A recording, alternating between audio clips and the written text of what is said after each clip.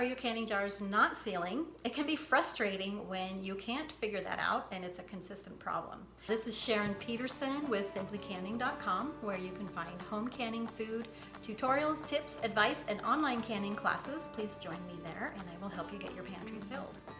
So this is the last video in a series that I am doing on reasons for jar sealing failures. There's a lot of different reasons. What we are going to talk about today is kind of different things that you can do, your canning methods. So we've already talked about possible issues with jars, we've talked about possible issues with lids, and today we're going to discuss just general canning methods and what might cause issues. So the first thing I want to talk to you about is improper processing. So when you are processing food, they all have a different processing time and different processing pressure or method depending on what you are doing. So for example, I have some stewed tomatoes here that I did in a pressure canner. I have some pickles here that I did in a water bath canner. They're all geared. The processing time and the pressure is geared to properly vent the jars. That's one of the things that happens during processing. So these jars are going to vent, and then as they cool, that lid is going to be sucked down. So that's why Headspace is important.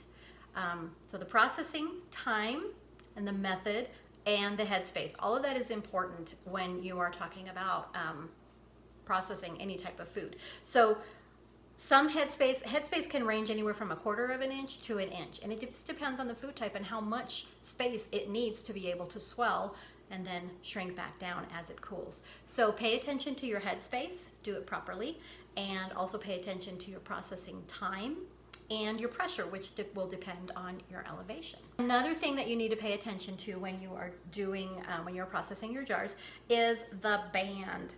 When you put that band on there, you don't want to tighten it down, so you don't need to really crank it down hard like that. It needs to be just finger tight on there so it's holding the lid down, because remember, this lid needs to be able to vent as that food swells. It pushes all of the oxygen out, sucks all of the oxygen out of the food itself. And if you have this cranked down really, really tight, then it's going to prevent that venting from happening, and then that can cause a seal failure. Another thing that can cause is also, if you've ever had your jars crimp, you know, there'll be just a little buckle in here. Some people call it crimping or buckling. That's an indication that you've got your bands down too tight, and so that can also cause a seal failure. So finger tight, and that's all that you need to do on that. And then the last thing I want to share with you, which is actually might be the most common, I don't want to say the most common, but it is a common issue. People who are new to pressure canning don't realize that you cannot cool that pressure canner down artificially or fast. So when your processing time is done, you turn the heat off and then you just leave the canner alone and let it drop pressure. It'll cool off gradually down to 0, and that is when you can start the whole process of taking your jars out. If you put a fan on it, or if you put, you know, something cold on it, put it in the sink with cold water. Of course, that canner is really big. You're not going to be wanting to move it. But any of that might cause those jars. What happens is the food will start swelling because the pressure in the jar itself still has a lot of pressure in it, and then you're going to get food on the rim, and it's just going to cause all kinds of issues. So let your pressure canner cool down naturally. Don't over tighten your bands. And then watch your processing time and your processing pressure. Watch those and make sure that you're not doing something wrong in those steps that might be causing your seal failure. So that is it. I hope this series was helpful. We covered issues that might be happening with the lids, issues that might be happening with your jars, and then issues that might be happening with just how you are canning and how you are processing. And then also patience. That was the very first video. Remember to have patience. Don't rush the cooling. Let those jars sit and let them seal up naturally.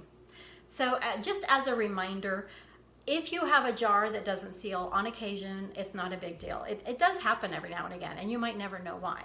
But if you have it to where, you know, it's happening regularly, almost every batch you have a jar or two not seal, or you have a whole batch where, you know, half of it didn't seal, then you know that there's an issue, and there should be some reason that you should be able to find out what's going on. So this is Sharon with simplycanning.com. You guys have a great afternoon, and come join me at simplycanning.com and I will help you get your pantry filled. We'll talk to you in the next video.